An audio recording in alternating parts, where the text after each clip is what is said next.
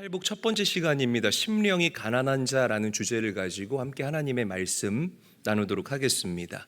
이 산상수훈이라는 것은 예수를 주로 고백하는 우리 그리스도인들의 명확한 삶의 기준이다라고 이야기를 할 수가 있습니다. 자, 우리 1절 함께 읽으면서 오늘 말씀으로 깊이 들어가 보도록 하죠. 함께 읽습니다. 시작. 예수께서 무리를 보시고 산에 올라가 앉으시니 제자들이 나아온지라. 자, 오늘 본문 말씀은 제가 빨갛게도 칠해놨지만 무리와 제자를 명확하게 구분 지으면서 이 말씀의 문을 열고 있습니다. 오늘 읽지는 않았지만 바로 전장이었던 마태복음 4장을 보게 되면 무리가 예수님을 따랐다라는 그런 기록이 있어요. 그리고 예수님께서 산상수훈을 다 마치시고 산에서 내려오셨을 때에도 그 수없이 많은 무리들이 예수님을 따랐다라고 성경은 우리에게 이야기를 하고 있습니다. 그러니까 예수님 주변에는 늘 수없이 많은 무리들이 예수님을 따라다녔다는 거예요. 그런데 정작 이 예수님의 말씀에 귀를 기울였던 사람들, 그리고 예수님의 말씀에 순종했던 사람들은 그 예수님을 그냥 무지성으로 따라다녔던 그 수없이 많은 무리들이 아니라 소수였지만 정말 주님을 사랑하고 주님을 갈망했던 주님의 제자들이었다라는 사실을 우리 성도님들이 명심해야 된다는 거죠. 이 무리들은요, 신기해서 예수님을 따라다녔습니다. 주님이 가시는 곳에는 뭔가 많은 기적들이 일어난다고 하는데 혹시 내 인생에도 그 기적 하나 얻어 걸리지 않을까? 이게 무리들의 마음이었어요. 야, 혹시 그 예수님 가는데 나도 따라다니면 뭔가 이렇게 콩고물 좀 떨어질 거 뭐 좀 먹을 만한 게 없을까? 이런 마음으로 예수님을 따랐던 사람들이 무리였습니다. 그런데 제자들은 달랐어요. 제자들은 주님을 사랑했습니다. 주님을 어떻게 했다고요? 사랑했다는 거예요. 사랑하니까 내가 사랑하는 대상이 하는 그 음성에 내 귀가 열리고 들을 기가 생기면서 그 음성에 내가 반응하고 순종할 수밖에 없다라는 거죠. 그래서 주님께서는 당신의 제자들에게, 당신의 음성에 귀를 기울이는 그 제자들에게 진짜 복이 무엇인지 그 말씀을 하셨다는 거죠. 그게 바로 산상수훈이라는 것입니다. 그러니까 산상수훈은 무리와 제자들을 구분짓는 아주 중요한 영적 잣대요, 영적 기준이다라고 저는 말씀드리고 싶습니다. 여러분, 이 팔복 이제 우리가 8주 동안 함께 이 말씀을 나눠갈 텐데요. 팔복은 우리의 마음을 어떻게 그리스도인답게 우리가 관리하고 또 청결하게 할지를 결정짓게 하는 기가 막힌 천국의 복음입니다. 우리가 마음을 잘 관리하고 간수해야 되는 이유가 무엇이냐면 마음이 세상을 바라보고 사건을 바라보는 우리의 프레임이 될 수 있기 때문이라는 거죠. 이런 얘기가 있어요. 실제 있었던 일인데 어떤 큰 대형 교회에 등산 동아리가 있었대요. 그런데 뭐 이렇게 원래회 비슷하게 해서 좀 담임 목사님 같이 가자고, 그래서 담임 목사님이 한 30여 명의 등산 동호회 성도들과 함께 산행을 올랐다고 합니다. 근데 가기 전에 기도하잖아요. 기도하고 올라갔어요. 기도하고 올라갔는데 그만 그 한 권사님이 발을 헛디뎌서 다리가 부러진 거예요. 그러면은 이제 그 부러져서 어떻게 이렇게 하고 이제 돌아왔는데 갑자기 수석 장로님이 막 화를 내면서 목사님을 쫓아온 겁니다. 아니, 목사님, 우리 교회 어떻게 이렇게 불미스러운 일이 있을 수가 있습니까? 기도했는데 어떻게 이런 일이 있을 수가 있습니까? 그러면서 막 목사님한테 뭐라 그러더래요. 목사가 잘못했습니까? 아니잖아요. 막 뭐라고 하더랍니다. 그래서 목사님이 도대체 이건 뭐지? 하면서 막 머리에 물음표를 수십 개를 띄우고 있는데 한 권사님 한 분이 찾아와서 목사님한테 이렇게 얘기하더래요. 목사님, 이만하길 참 다행입니다. 만약에 뒤로 넘어져서 머리라도 다쳤으면 이거 얼마나 큰일 났겠습니까? 우리가 기도했기 때문에 그만하길 다행입니다. 이렇게 얘기를 하더라는 겁니다. 뭐 이게 그냥 뭐 아멘 하라고 드리는 말씀은 아닌데 제가 이 말씀을 왜 드리냐면 똑같은 사건이잖아요. 똑같은 사건인데 어떤 마음의 상태이냐에 따라서 그 사건을 바라보는 그 프레임과 창이 달라질 수 있다라는 거죠. 그러니까 이 팔복은 우리의 마음을 정돈하고 정렬시키고 정말 천국 백성답게 다지고 개간해낼 수 있는 하나님의 살아있는 말씀이라는 것이죠. 제가 바라고 원하기는 이 팔복의 이야기들을 저와 함께 쭉 나누는 이 2달 여정의 과정을 통하여서 여러분들의 마음이 정렬되기를 원합니다. 정돈되기를 간절히 축원합니다. 사실 이 땅이 전부라면 우리의 마음이 가난해질 필요가 없습니다. 그렇잖아요. 그냥 이 눈에 보이는 세상이 전부라면 우리가 의에 줄이고 목마를 필요가 없습니다. 우리가 애통할 필요가 없다라는 거예요. 그런데 여러분, 이 세상이 전부가 아니라 우리 예수 믿고 구원받은 제일교회 성도들은 천국이 분명하게 존재한다라는 이 진리를 믿는 사람들입니다. 할렐루야. 천국이 있다면 우리의 마음이 가난해져야 돼요. 애통해야 되고요, 의에 줄이고 목마른 마음을 가지고 우리가 이 땅을 살아낼 수 있어야 된다라는 거죠. 자, 예수님께서 가르쳐 주신 첫 번째 천국 성품이 무엇일까? 자, 말씀 함께 한번 읽어봅니다. 3절 말씀입니다. 함께 읽습니다. 시작. 심령이 가난한 자는 복이 있나니 천국이 그들의 것이며. 헬라어로 푸토코스라고 해요. 이 가난이라는 단어를 하루라도 내가 돈을 벌지 않으면 내 삶을 연명해 나아갈 수 없는 정말 가난한 극빈자들을 지칭하는 말이 이 성경에서 말하는 가난, 푸토코스의 사전적인 의미예요.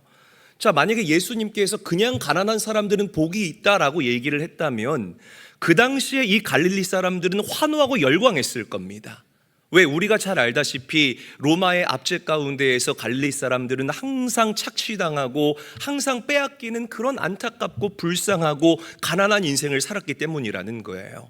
그런데 예수님께서는 그냥 가난한 자가 복이 있다라고 말씀하지 않으시고 마음이 가난한 자가 복이 있다, 그 심령이 가난한 자가 복이 있다, 천국이 그들의 것이다 라고 주님께서는 명확하게 선언하셨음을 믿으시기를 바랍니다.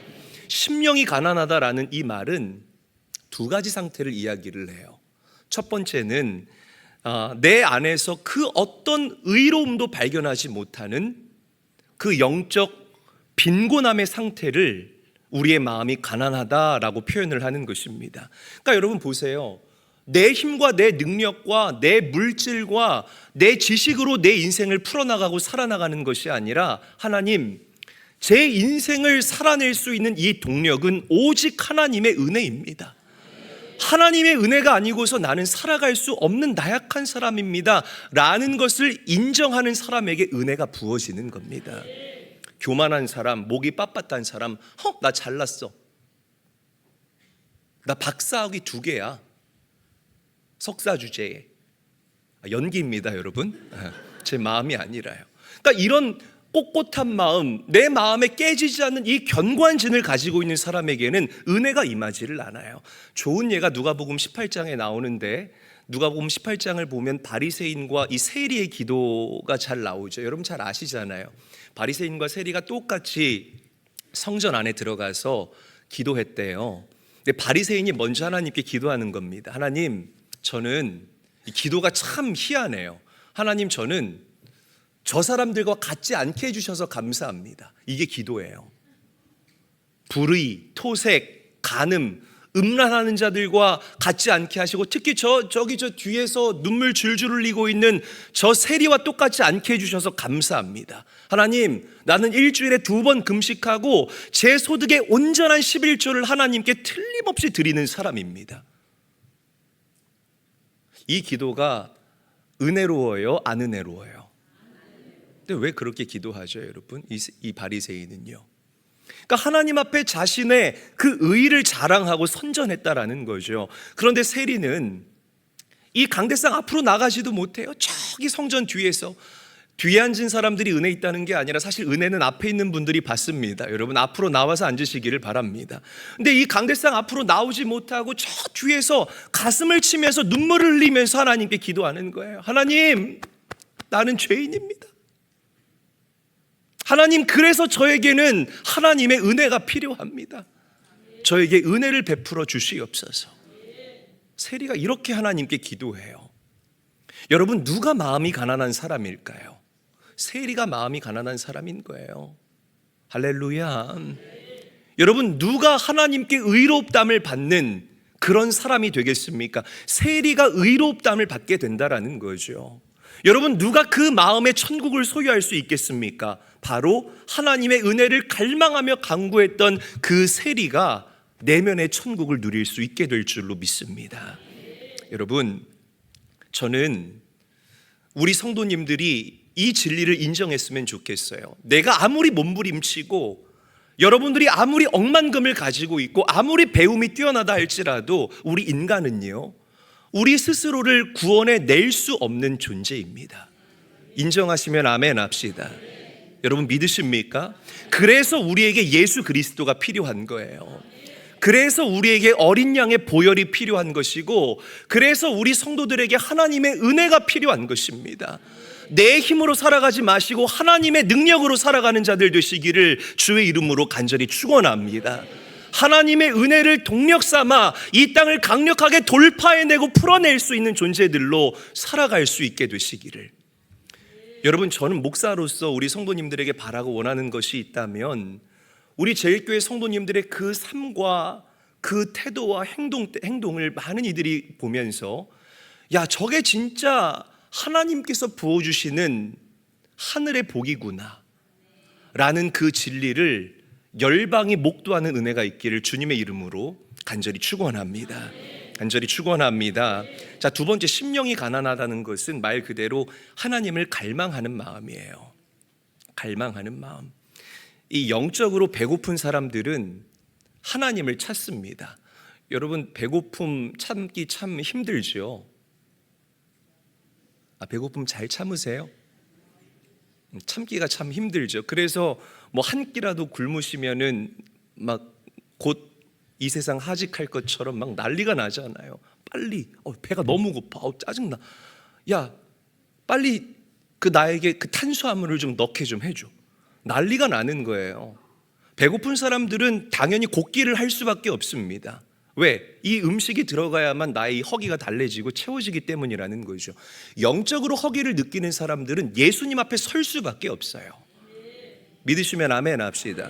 여러분, 이 자리에 어떻게 나오셨습니까? 전도사님들이 전화해서 나왔습니까? 권사님 오늘은 나오셔야 돼요. 목사님이 권사님 찾아요. 오늘은 좀 나와요. 전도사님들이 전화해서 나왔나요? 내가 이 자리에 왜 나왔을까? 여러분들이 나온 것 그냥 일주일의 통과 의례라서 이 교회에 나온 것이 아니라, 내가 영적으로 배고프기 때문에 그 배고픔을 채워나가기 위해서 우리가 주님 앞에 선 것입니다. 제가 우리 성도님들하고 이렇게 식사하잖아요. 그러면 제가 참 부담이 되는 분들이 계십니다. 어떤 분들이 부담되냐면, 이렇게 어렸을 때 배고픔을 경험해 보신 분들 있잖아요. 그러니까 우리 어르신들하고 식사할 때 저는 참 이렇게 부담이 돼요. 왜냐하면 이분은 어렸을 때 배고픔을 경험해 봤기 때문에 음식의 소중함을 너무나 잘 아는 겁니다. 그래서 제가 그걸 알잖아요. 여러분들이 생각하는 것보다 제가 치밀하게 계산해서 여러분들을 만납니다.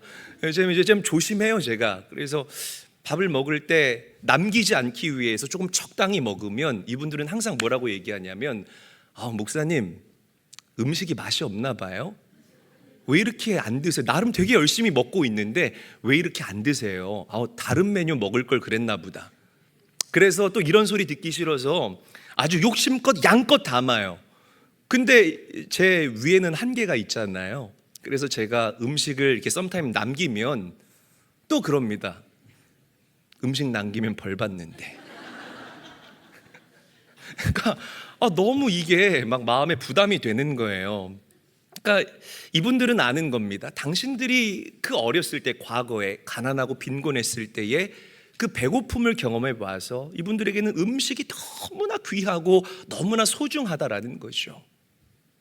가난해 본 사람들은 이 물질의 소중함을 잘 알아요. 그래서 가난하게 살아가는 사람들의 그 가난을 공감합니다. 그래서 그들을 도와줄 줄 알아요.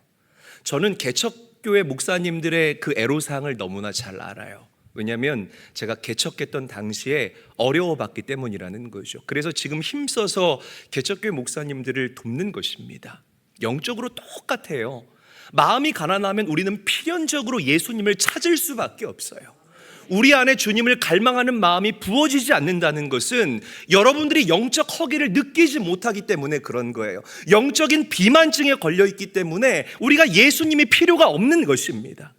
너무 형식적이고 너무 습관적으로 믿음 생활할 수밖에 없다라는 거죠. 우리 시편 한번 읽어볼까요? 시편 42편 1절에서부터 2절까지의 말씀 한 목소리로 읽어보죠. 시작.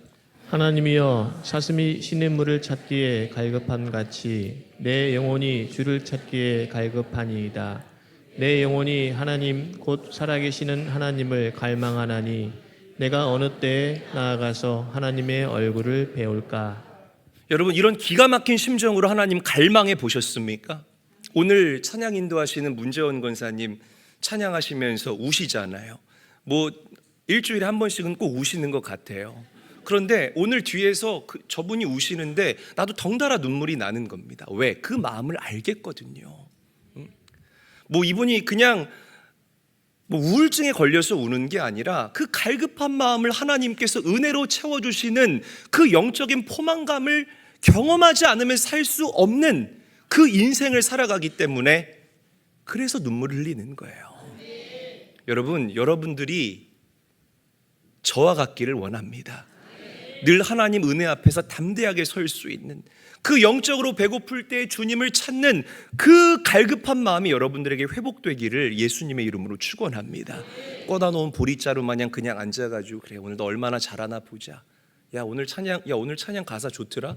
그거 내가 이제보다 더 잘할 수 있는데 뭐 이런 마음 가지고 오는 게 아니라 정말 주님 사랑해요. 주님의 은혜를 동력 삼지 않으면 나는 살아갈 수 없어요. 그 은혜로 나를 채워주세요. 이 배고픔, 이 갈망 여러분들에게 회복되기를 원해요. 자, 성경이 우리에게 이렇게 얘기합니다. 잠언 8장 17절 함께 한번 읽어볼게요. 시작. 나를 사랑하는 자들이 나의 사랑을 입으며 나를 간절히 찾는 자가 나를 만날 것이니라. 그러니까 보세요. 한번 빨간 글씨만 읽어볼게요. 시작. 간절히 찾는 자가 나를 만날 것이다. 그러니까 마음이 가난해지는 것이 하나님의 은혜를 경험할 수 있는 단초가 된다는 것을 우리가 반드시 알아야 돼요. 그래서 예수님께서 이 팔복을 정렬하실 때에 가장 먼저 마음이 가난한 자, 심령이 가난한 자를 말씀하신 게 마음이 가난해야 우리가 의에 줄이고 목마를 수 있고요. 마음이 가난해야 우리가 애통할 수 있고요. 마음이 가난해야 우리가 온유할 수 있고요. 마음이 가난해야 우리가 화평을 누리는 인생을 살 수 있기 때문에 예수님께서 이 첫 단추로 너희들의 마음이 가난해야 된다.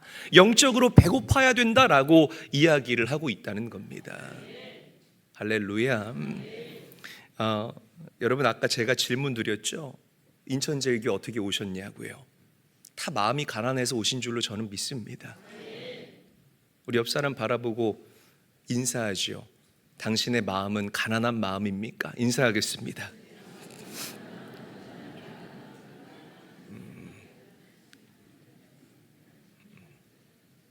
그래요.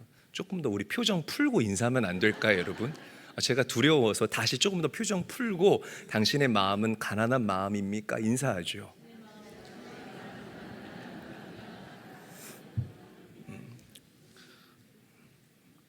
영적으로 배고파서 이 자리에 나오신 여러분들에게 영적인 포만감이 있기를 주의 이름으로 축복합니다. 제가 미국에서 교회를 개척했을 때 저는 좀 자신만만했습니다. 왜냐하면 나름 공부도 좀 했고, 죄송합니다, 용서하십시오. 나름 공부도 좀 했고, 그리고 시작할 때에 이 목회의 철학이 분명했습니다. 방향성도 분명했고요. 그리고 이 멤버들이 좀 좋았어요. 그러니까 이 시카고가 이 별명 중에 하나가 뭐가 있냐면 목회자들의 무덤이라는 별명이 있어요. 그러니까 그만큼 이민 1세대와 이 1.5세대들이 그렇게 좀 유난히 고생했던 시티가 이 시카고입니다. 그러니까 우리나라로 따지면 우리가 흔히 보는 이주민 노동자들 보잖아요. 뭐 스리랑카나 캄보디아나 필리핀 이주민 노동자들, 그들이 아무리 날고 기어도 주류 사회에 들어올 수 없는 것과 똑같은 거예요. 그러니까 우리가 미국에서 그런 포지션인 거죠. 아무리 애쓰고 아무리 노력해도 돈 많으면 뭐해요? 끼워주지를 않는데, 그러니까 그 울분이 있는 그러니까 유난히 그 울분이 진한 도시가 바로 이 시카고라는 거죠. 하필이면 오늘 저희 장인어른 장모님도 나와서 앉아 계시는데 그래요. 그래서 참 이 마음에 그래도 목회자의 무덤이다라고 이야기를 하는데 내가 하면 다를 것이다라는 교만함이 제 안에 있었어요. 죄송합니다, 여러분. 내가 하면 다를 것이다. 그래서 호기롭게 교회를 개척했는데 안 됐을까요? 안 됐을까요? 그렇게 섭섭하게 단호하게 그렇게 말씀하십니까? 안 되는 거예요. 너무 안 되는 겁니다. 뭐 전도도 안 되고 사람들도 오지 않고 어떤 사람은 와서 제가 29에 개척을 했거든요. 저를 보자마자 뭐 애송이가 목회한다고 진짜 제 면전에다 그렇게 얘기를 하고 떠나가는 그런 사람들도 있었고요. 그러니까 저는 제 마음에 교만함이 있었는데 내가 하면 다를 것이다. 나는 난 놈이다. 죄송해요. 지금은 그런 마음이 없습니다. 그러니까 그런 마음이 있으니까 이게 안 되는 거예요. 왜냐하면 제가 정답을 말씀드릴게요. 이 목회는 영적인 영역입니다. 그런데 이 영적인 영역을 자꾸만 인간적인 잡기로 육적으로 접근을 하니까 하늘문이 열리지를 않는 겁니다. 열릴 리가 만무하다라는 거죠. 아직도 정신을 못 차렸어요. 나는 참 괜찮은 사람인데 여기는 일단 필드가 미국이고 한인들도 별로 없고 그래서 교회가 안 되는 거다. 그러니까 마음에 늘 불만이 가득한 거예요. 막 입에서 짜증이 막 나오고요. 그런데 한 번은 선배 목사님한테 전화가 왔어요. 교회 개척했다면서. 그래, 어떻게 교회 잘 하고 있어? 교회 어때요? 목사님 잘 안 됩니다. 그랬더니 이분이 막 웃는 거예요. 남은 속상해 죽겠는데 막 웃으면서 저한테 뭐라고 말씀하시냐면 잘 됐네, 안 되길 잘 됐네 이러는 겁니다. 전화를 끊어버리려다가 선배님이니까 일단 붙잡고 있었어요.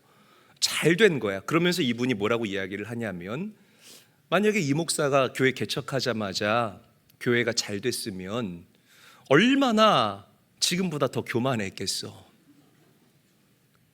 그러니까 참 이렇게 팩트로 저도 많이 후드려 맞았던 것 같아요.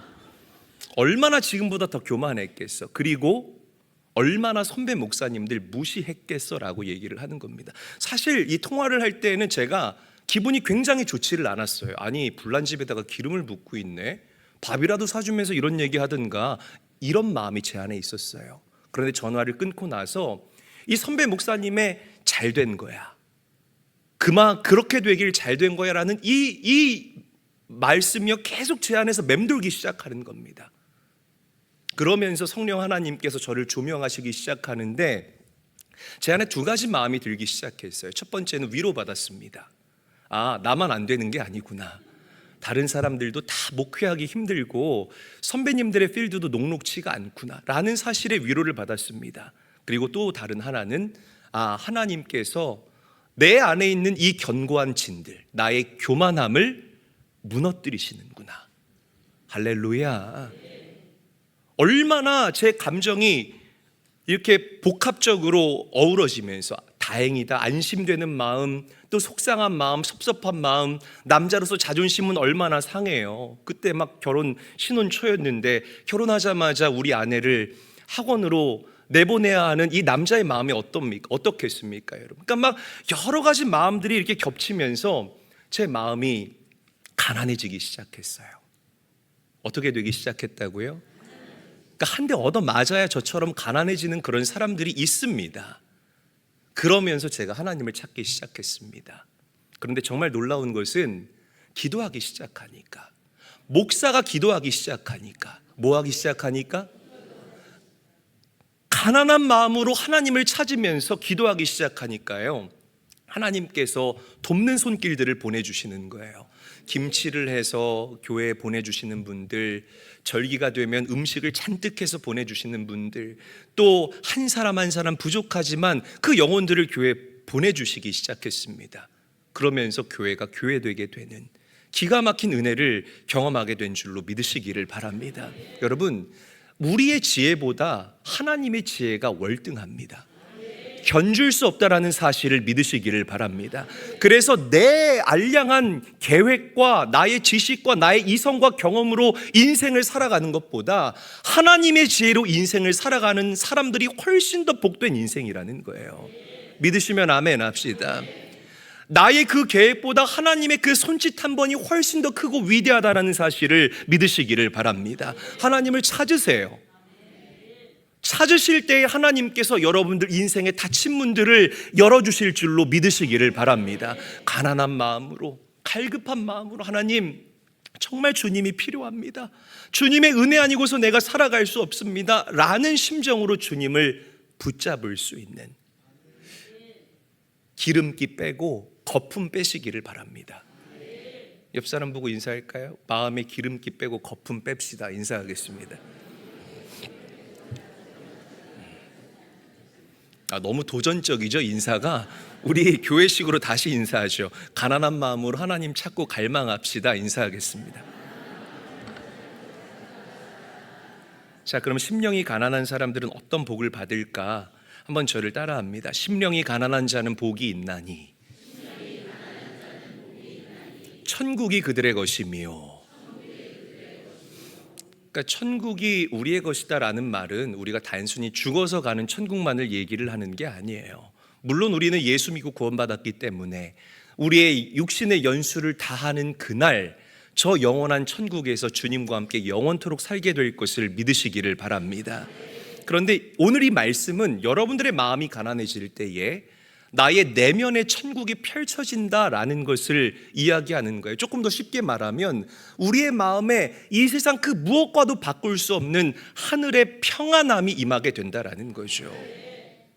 할렐루야. 굉장히 중요한 개념이에요.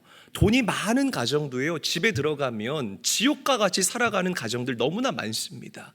부부가 별거하고요.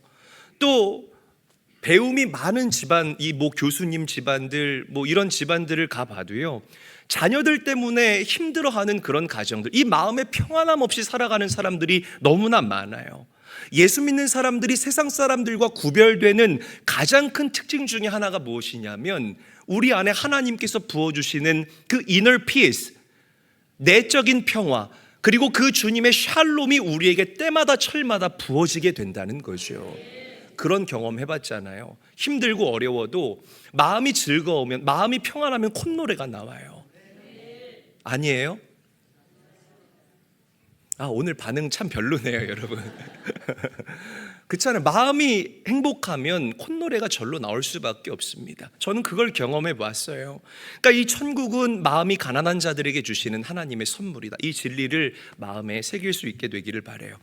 이 스펄전 목사님 이야기인데, 이분이 설교로 유명하잖아요. 이분이 신학대학교에서 신학생들에게 설교학을 가르치는데 어느 날 이 신학생들을 모아놓고 이렇게 얘기했다고 합니다. 여러분, 천국에 대해서 설교할 때에는 항상 그렇게 밝고 기쁨이 넘치는 표정으로 해야 됩니다. 지금 여러분들과 같은 표정으로 하시면 안 되고 밝고 기쁨이 넘치는 표정으로 해야 됩니다. 왜냐하면 우리의 내면 안에 담겨 있는 것이 여러분들의 표정으로 표출되기 때문입니다. 그렇게 설교를 했대요. 그랬더니 항상 그 불만이 가득한 학생이 하나가 있었대요. 얼굴에 4박자를 다 달고 다니는 거예요. 미움, 다툼, 시기, 질투. 항상 이걸 달고 다니는 이 학생이 하나가 있었는데, 역시나 그 학생이 굉장히 좀 퉁명스럽고 불만 가득한 목소리로 스펄전 목사님께 물어봤대요. 목사님, 그러면 지옥에 대해서 설교할 때는 어떻게 설교하나요? 불만 가득해 보이나요, 여러분? 어떻게 설교하나요? 이렇게 물어봤대요. 그랬더니 스펄전 목사님 이렇게 얘기하더랍니다. 당신 얼굴 표정 그대로 설교하면 된다네. 그렇게 얘기를 했다는 거죠. 제가 이 말씀 왜 드리냐면, 저희가 요즘에 선교적 삶에 대해서 이야기를 많이 해요. 이 개념이 목사님 너무 어렵습니다 라고 이야기를 하는 분이 계셔요. 우리는 가정으로 파송된, 일터로 파송된, 이 논현동이라는 지역으로 파송된 하나님의 선교사입니다. 이게 무슨 말이냐면 우리의 그 필드에서 그리스도인답게 우리가 살아가자라는 것이죠. 그렇게 되기 위해서는 뭔가 막 나는 이런 사람이 아닌데 뭔가 눈에 보이는 착한 그런 행동을 하기 위해서 노력하는 것이 아니라 여러분들의 행동을 매일매일 조금씩 변화시켜 나가는 거예요. 나의 눈빛, 나의 언어, 나의 생각, 나의 몸가짐과 나의 마음가짐들. 그래서 여러분들의 변화되고 달라진 그런 모습들을 보면서 많은 사람들이 감동하고 감격하게 하는 것, 이것이 우리가 이 땅을 살아가야 하는 그리스도인다운 삶의 의무라는 사실을 믿으시기를 바랍니다. 자, 빌립보서 2장 5절에서부터 8절 말씀 함께 읽죠. 이 말씀하고 마치도록 하겠습니다. 한번 읽어볼게요. 시작. 너희 안에 이 마음을 품으라. 곧 그리스도 예수의 마음이니 그는 근본 하나님의 본체시나 하나님과 동등됨을 취할 것으로 여기지 아니하시고 오히려 자기를 비워 종의 형체를 가지사 사람들과 같이 되셨고 사람의 모양으로 나타나사 자기를 낮추시고 죽기까지 복종하셨으니 곧 십자가에 죽으심이라. 여러분, 우리가 믿는 예수님은 하나님 본체입니다. 맞습니까? 그래서 그 하늘 보좌에서 영원토록 찬양과 존귀와 영광을 받으시기에 요만큼도 부족함이 없는 분이 우리가 믿는 예수 그리스도라는 거죠. 그런데 그분이 죄의 옷을 입고 인간의 몸을 입고 이 땅에 오셔서 인카네이션 했다라는 겁니다. 히라버로 케노시스라고 우리가 이야기를 해요. 케노시스 하셨다는 거죠. 여러분, 하나님 본체이신 그분이 인간의 몸을 입고 이 땅에 오셨을 때 그분은 자기 뜻대로 자기 마음대로 인생을 살지를 않았어요. 정확하게 아버지의 마음의 궤적을 쫓아서 인생을 살아가셨고요, 하늘 아버지의 뜻대로 인생을 살아가셨습니다. 그 예수님 순종의 극치가 십자가 사건을 앞두고 나타나요. 그 겟세마네 동산에서 예수님이 죽기가 싫은 겁니다. 왜? 인간의 몸을 입었으니까 모든 인간이 느끼는 두려운 감정과 죽음 앞에 그 두렵고 떨리는 감정이 예수님에게도 그대로 있었다는 거죠. 예수님이 하나님께 울면서 기도해요. 아버지, 아버지, 할 수만 있거든 이 잔을 내게서 옮겨주시옵소서. 너무 두려운 거예요. 막 그 땀방울이 핏방울이 되도록 콧잔등의 땀을 자글자글 그렇게 맺혀가면서 하나님께 기도한다라는 겁니다. 할 수만 있거든 이 잔을 내게서 옮겨주시옵소서. 그러나 내 뜻대로 하지 마시고 아버지의 뜻대로 하옵소서. 할렐루야. 여러분, 이게 나의 생각과 나의 두려움과 나의 원은 이만큼이지만 그럼에도 불구하고 나는 하늘 아버지를 신뢰하기 때문에 주님 순종하겠습니다. 이게 마음이 가난한 자들이 가지고 있는 영적 특징입니다. 여러분들이 예수님 닮기를 원합니다. 간절히 축원합니다. 말씀을 정리하죠. 높아진 마음, 우리가 좀 낮출 필요가 있을 것 같아요. 제가 거품 빼고 기름기 빼자라고 했잖아요. 그럴 필요가 있습니다. 제가 이번 주 금요일에도 설교를 했지만 세상은 우리의 유창한 말에 감동하지 않고 우리의 행동에 감동합니다. 믿으시면 아멘 합시다. 마음을 낮추세요. 여기 훌륭하신 분들 많은 거 제가 알아요. 배움이 아주 출중하신 분들, 재력가이신 분들, 여러 유형의 성도님들이 있지만 그게 여러분들을 의롭다 하는 도구가 될 수가 없습니다.